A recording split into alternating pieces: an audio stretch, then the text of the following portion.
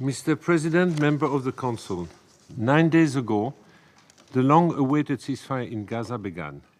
We are heartened by the return of Israeli hostages and imprisoned Palestinians to their families.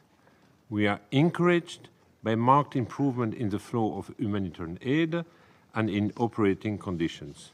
We hope that the ceasefire will hold and then the tremendous suffering in Gaza will subside.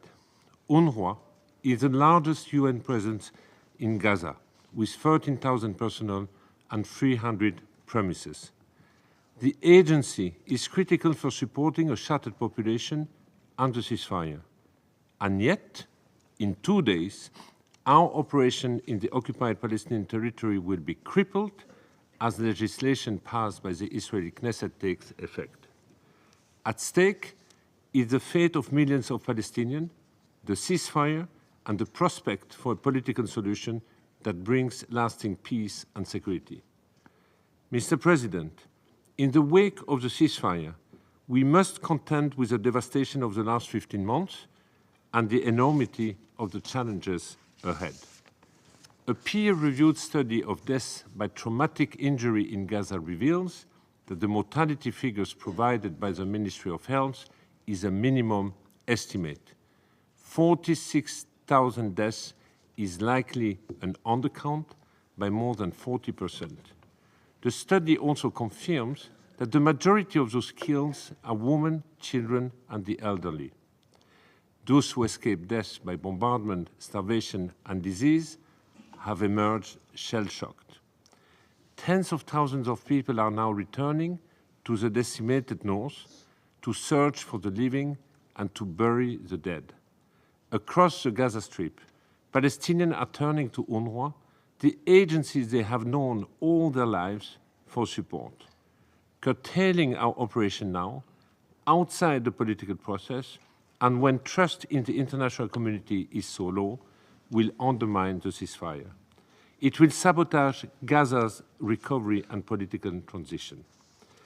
Member of the Council, full implementation of the Knesset legislation will be disastrous. In Gaza, undermining UNRWA's operation will compromise the international humanitarian response. It will degrade the capacity of the United Nations just when humanitarian assistance must be scaled up significantly. This will only worsen the already catastrophic living condition of millions of Palestinians. The government of Israel claims that UNRWA services can be transferred to other entities. In fact, the agency's mandate to provide public-like services to an entire population is unique. Our capacity to directly provide primary health care for millions of Palestinians and to resume education for hundreds of thousands of children far exceeds that of any other entity. These services can only be transferred to a functioning state. The government of Israel claims that UNRWA plays a negligible role in providing humanitarian assistance in Gaza. In fact, UNRWA constitutes half the emergency response, with all other entities delivering the other half. Since October 2023, we have delivered 2/3 of all food assistance, provided shelter to over 1 million displaced persons, and vaccinated 250,000 of children against polio. Since the ceasefire began, UNRWA has brought in 60% of the food entering Gaza, reaching more than 500,000 people. We conduct some 17,000 medical consultations every day. Less quantifiable, but critical for the humanitarian response and the ceasefire, is the community acceptance. Palestinians know and trust UNRWA. For them, UNRWA is the doctors and nurses providing health care, the aid workers distributing food, and the mechanics and engineers building and repairing wells for clean drinking water. The agency's mere presence brings stability amid profound uncertainty. In the occupied West Bank, where violence is surging, ending UNRWA's operation will deprive Palestinian refugees of education and health care. The Palestinian Authority has made clear that it does not have the financial resource or capacity to compensate for the loss of UNRWA services. In occupied East Jerusalem, the government of Israel has ordered UNRWA to vacate its premises and cease operations by Thursday. This will affect approximately 70,000 patients and more than 1,000 students. The deputy mayor has called for a public celebration of UNRWA's expulsion from East Jerusalem, opposite the headquarters of our West Bank field office in the Sheikh Jarrah neighborhood. It is on this land that local authorities are planning to build illegal settlements. The relentless assault on UNRWA is harming the lives and future of Palestinians across the occupied Palestinian territory. It is eroding the trust in the international community, jeopardizing prospects for peace and security. Mr. President, the Knesset legislation defies resolution of this Council and the General Assembly. It flouts the ruling of the International Court of Justice. It disregards that UNRWA is a mechanism established by the General Assembly to provide assistance to Palestinian refugees pending a political answer to the question of Palestine. Implementing the legislations makes a mockery of international law and imposes massive constraints on UNRWA's operation. We are determined, however, to stay and deliver until it is no longer possible to do so.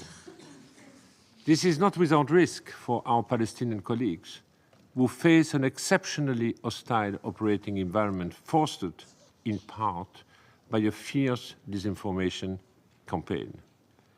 Member of the Council, the government of Israel is investing significant resources to portray the agency as a terrorist organization and our staff as terrorist or terrorist sympathizer. Billboards and ads accusing UNRWA of terrorism recently appeared in major cities around the world. They were paid for by the Israeli Ministry of Foreign Affairs. Google ad campaigns redirect those seeking information about the agency to websites replete with disinformation. The absurdity of anti-UNRWA propaganda does not diminish the threat it poses to our staff, especially those in the occupied West Bank and in Gaza, where 273 of our colleagues have been killed.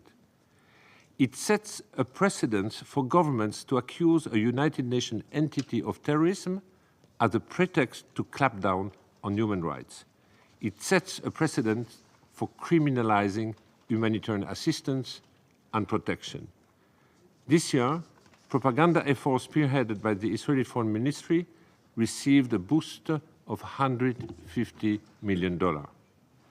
The political attacks on the agency are motivated by the desire to strip Palestinians of the refugee status, thereby unilaterally changing the long-established parameter for a political solution. The objective is to deny Palestinian refugees the right to self-determination and erase their history and identity. But let me be clear. The right of Palestinian refugees to protection and assistance are not derived from UNRWA's mandate. They exist independently of the agency. And if UNRWA ceases to protect and assist Palestinian refugees, their rights will not only remain, but there will be much greater emphasis on the right to return or to be resettled, for which UNRWA has no mandate.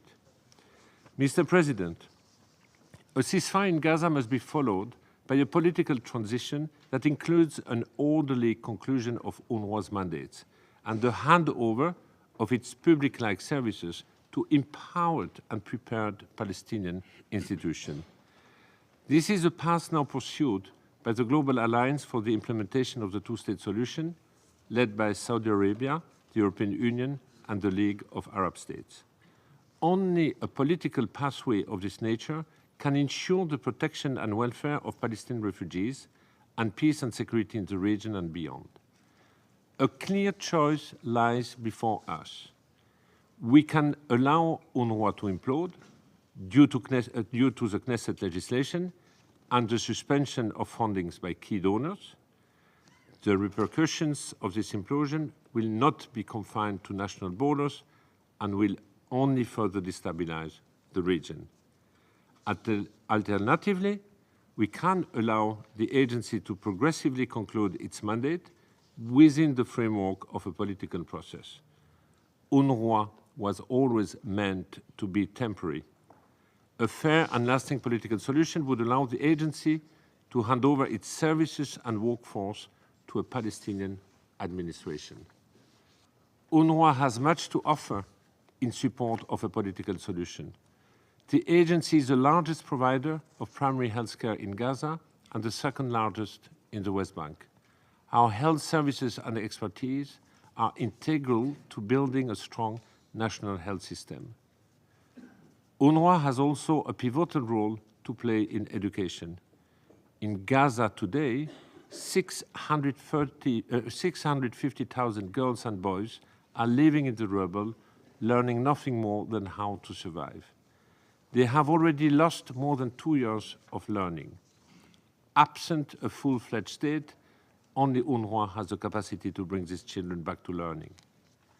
So great is the enthusiasm for resuming learning in Gaza that more than 260,000 children, half of them girls, enrolled in our online learning platform this month.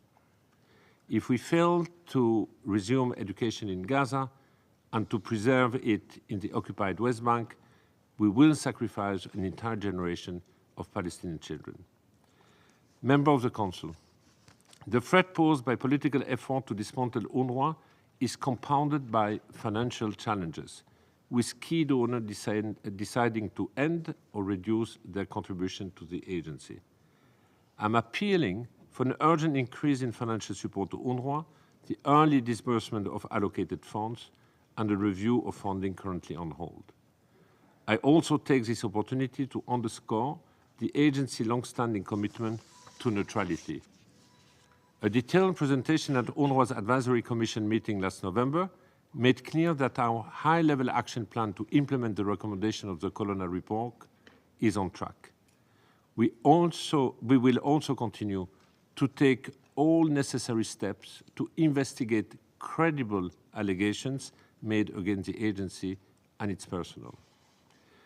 Mr. President, Member of the Council, implementing the Knesset legislation will heighten instability and deepen despair in the occupied Palestinian territory at a critical moment.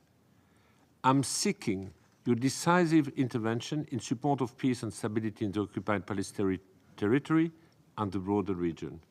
First, push back against the implementation of the Knesset legislation. UNRWA's personnel and services are integral to the success of the ceasefire. Second, insist on a genuine political path forward that delineates UNRWA's role as a provider of education and healthcare. The agency is essential for ensuring a viable political transition. Finally, ensure that the financial crisis does not abruptly end UNRWA's life-saving work. The agency cannot continue to operate in the face of extraordinary challenges without adequate resources. In closing, I would like to share with you a message received from a young person in Gaza last week. It is a stark reminder of the heavy responsibility we bear. Quote, "I'm writing to you from the rubble of a home that once was a place of warmth and life. Now, my days are spent searching for the most basic necessities like flour to feed my family. What truly breaks me is my helplessness in the face of children. Their innocent eyes seek safety I cannot provide, an answer I do not have. Around us, the elderly sit in silence, their hearts weighed down by decades of loss and suffering.